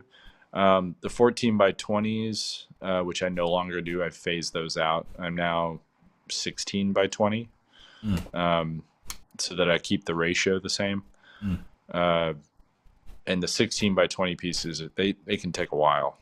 And then I have a diptych that I've been doing that's each one is 20, I don't know, 22 by 30. Ooh. Yeah. That one has been forever. It's a huge piece. Yeah. So yeah, I mean, you have to kind of put those aside after a little bit, finish something small, then go back to those, just because you'll have a sense of it's debilitating in a way, you know. No, When you're working on get it. something that big and you're never finishing, it almost feels kind of hopeless. Yeah. You're never gonna finish it. Yeah. Especially, I feel like, especially with watercolor, because you just there are times I'll be working on a piece, for instance, and I'll come back and look at it and be like, I feel like I had nothing done on this, even though I've been right. So the other thing about watercolor that people don't, the other thing about watercolor that people don't tend to realize is that the more layers you put on watercolor, the longer the dry time. Yeah. In other words, when you're on layer like 4 or 5, dude, it takes a while for your paper to dry so that you can continue working on. You can't just, if you want to keep it wet, go right ahead. But once you're on layer 5, you kind of want it to dry more. You want it to dry more than keep it wet. Once you're at that phase, you don't want things to blend as much when you're there. Like, I don't want this to blend any more than it's been blended. I like that funky, phased, hazy sort of quality to it. And I know if I mess with that at all, it's going to take longer to dry, and it's also not going to. It's going to lose that effect. It's funny. It's funny that you should mention that about the layers, because today at my little show, I do like quicker missions. And I was finishing one up at end of the show. And so it's very few layers compared to the stuff I normally do. Right. And the person was like, "Oh, is that dry yet?" And I was, without thinking, because I was putting it in a bag for them. It was the end of the show. I was like, "Oh yeah, it is." And I felt it real quickly and like, "Okay, yeah, it is." And I had just worked on it within the past few minutes, but I just instinctively knew that, oh yeah, it's dry by now. Yeah. You don't really. Dry. I just didn't think about it until they mentioned it. Like, wait. but I was like, oh yeah, it did dry faster, even though it was pretty wet. It did dry faster because there's so few layers on it, and basically the water and the moisture gets into the paper and is able to spread out. When it spreads out, it can breathe with, and it's not covered by other parts of the paper that has a lot of pigment on it. So the paper acts less like a sponge and more like a radiator. Right. So I've run into that with scanning. There was the Star Wars stuff that I've been doing. I had to scan a bunch of pieces at once. I work on things in waves, and then I go to the scanner and I spend like almost the entire day scanning and cleaning up pieces. And I'll do stuff throughout the week and then scan at the end of the week. And when I was scanning everything, I was like, I had just finished 2 pieces, and I put those on the bed first thing, and I was like, I don't even know if those were dry. I didn't even think about it. Usually, it's usually later that I do the scanning, and most of the time, if you're only dealing with like 2 layers, it's immediately dry. Yeah, it's pretty quick. Yeah, it's really just the heavy layer stuff that you got to worry about. And that's where you just get the just sort of the experience, right? We've done it for so long. Like today, I was like, how did I know that was dry? I didn't even test. Like, I should have looked at it before, because that could have been bad. But we've just done it for so long. Like, I just instinctually know like that's going to be dry. Yeah. The other thing is there are certain colors you got to worry about, and also the weight of the color that you're using. Like, God forbid you put cobalt teal. Cobalt teal. Cobalt blue. The Cobalt blue is cobalts are pretty heavy and like kind of yeah. opaque. So you gotta be careful. The cobalts tend to be very honey, like at least like the one I just squeezed out. It literally had an entire sheen of honey that came out of the tube before the actual paint did. Yeah, it was like that thick of honey that just came out. I was like, oh, that's not good. Yeah. Waiting for stuff to dry properly has been my issue as a watercolor noob. Too impatient. Yeah. That's one of the things I learned when I first started painting was like patience and faith. Yeah. It's like a religion. Yeah. Well, yeah, like this looks like my dog shit on a piece of paper right now, but it'll look better. Yeah. Oh yeah. No, that. Yes. Yeah. Like we all go through that phase. Yeah. Like you have to have faith that it's even though it's going to work out, and even though it looks like shit, and you don't want to like start over, you have to fight that urge and just keep layering. Yeah. We all have those like. Yeah. Wow. There's so many of those. Yeah. Exactly. We still get them. Well, I believe this is a good segue. I'm gonna. Yeah, I mean, I'm gonna probably finish this off just because I want to hurry up and get this thing finished. But I'll probably do it like offline. Yeah. In the next. It's looking beautiful, man. It's looking absolutely beautiful. I gotta put so. I think I want to put some of the Mos Espa sort of cityscape behind him, but make it so that it's super faded out and light, so that we keep the silhouette and everything. Think about going with another yellow, like or a pale brown tan.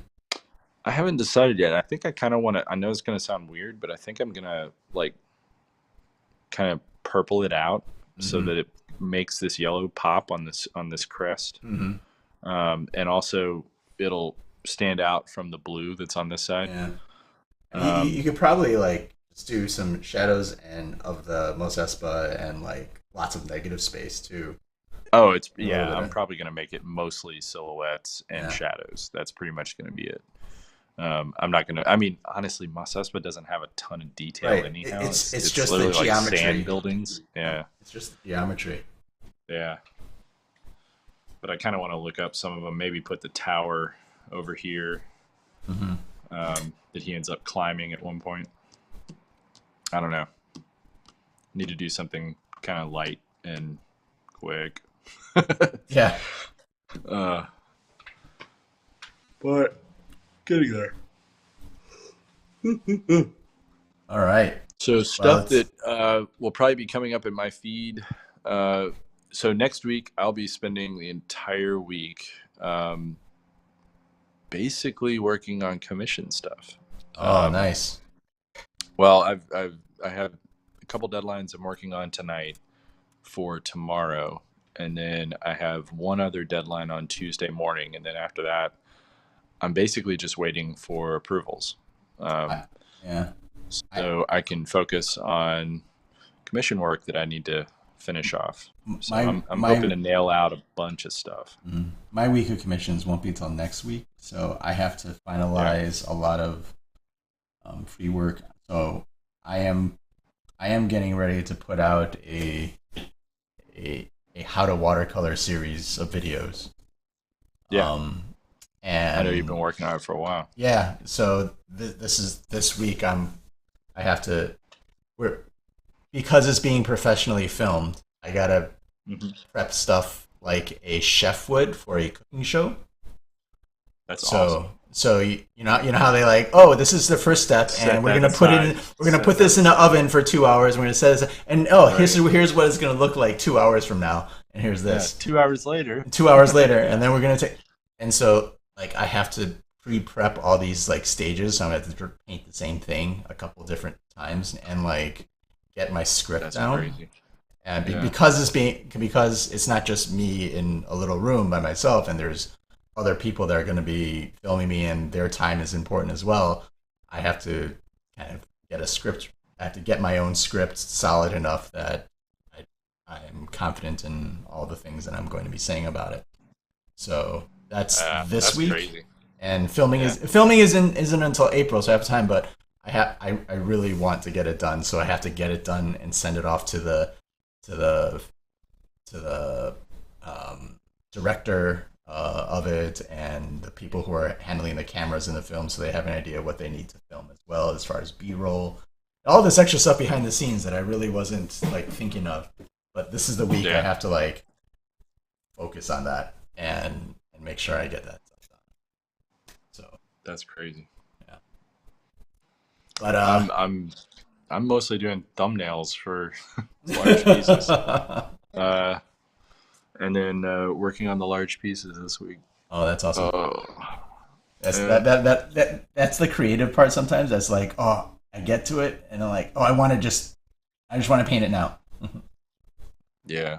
I like this thumbnail and I want to paint it now. I've changed my process though, like almost entirely over the last few months. You've kind of had to. Well, to the point where I'm now like doing tons of little thumbnails like this big. Oh.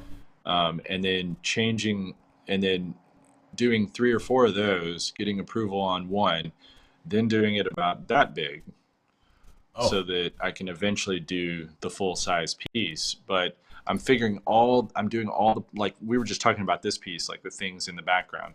I would figure all of that out at the smaller size, and then when it comes time to painting at this size, it's almost like paint by numbers. Right. Yeah, because I know exactly what color needs to go where, and I don't have to really figure it out on the paper, so to speak. Yeah. Well, and that's actually the methodology that I am trying to do in my classes that I'm doing. So I have to kind of create all this for a fictitious comic book cover. Sort of what I'm doing. So. And there's so many little things I want to put in there, but I'm gonna have to figure out what not to put in there so that people take 2 of my class when I do that eventually. So right. Cover work's a really tricky thing too, because people don't realize that when you deal with cover work, you're having to worry about, like, if you do things like wraparounds or something like that, you're having to worry about the spine width. You have to worry about the safe areas, which are the areas you don't want to put something that's really important on under the band. Title. Yep. On the bend, on the title, on the insignia. I'm not even talking about the title. Yeah. Title plate is a whole nother ball of wax. You have to block out an area that something will exist over top of. In other words, your image is going to get covered up in this area, so don't put anything important there. Needs to be able to read without that. Yeah. So... But it needs to be a good-looking piece of art as well, Yeah. Right? And it also, exactly. It has to be eye-catching on top of all of that. And when you think of a cover, you think of something vertical like this, but what you actually have to work with is something like square like that. Yeah. Right. Because that's what's not going to get covered up. Yep. Oh, well, you just covered my class, so thank you. I'm just going to send this over to the editors. And so now we're done. We're done. Thanks. Yeah, now I can work on some commissions this week. It's funny because like I'm dealing with that with the thing I'm doing right now, and it's all cover thumbnails, and it's mind numbing. I agree. The wraparound issue is definitely the one that's like, if you have to do a wraparound? So it needs to work. Well, yeah. So it needs to work entirely folded out, but it also needs to work just with this spot. Yes, just with the spine, just with the front, just with the back. Yeah, not even just the spine, just this spot on the front needs to be really, like, that needs to be a standalone, but it also needs something 4 times the size. So it's like, how do I make that image? Like, encapsulate everything, but also grab you enough to want you to open it up and see more. Yeah. Right. All right. Well, everybody, thank you so much for joining us. We appreciate it. Cynthia, thank you. I would take a 20-way watercolor class. I am counting on it. I'm counting on the fact that people are going to want to take a 20-way watercolor class. Otherwise, all this work will be for naught. So, but I will let you know more about that as time goes on. So it'll be professionally done and heading to a studio, all that fun stuff in April. So we'll hear more about that. And thank you, everybody, all the new followers on our Twitch stream, as well as everyone that's coming along and commenting in our YouTube channel. And if everyone could hop over to youtube.com/paintbros, give us a nice little subscribe if you haven't done that already. Leave a comment. We love those comments. And we will be having another stream sometime later this week. Indeed. Hey, yeah. Thanks, Adam. I appreciate it. Oh, thank you. Thank you for a great stream. And we will see you soon. Stay tuned and have a great week. Enjoy your Mondays. Indeed. And for those of us that are still on dealing with spring break, I'm so sorry. But also enjoy your spring break while you can. Right, take care, everybody. All right, take care. Good night. Ciao.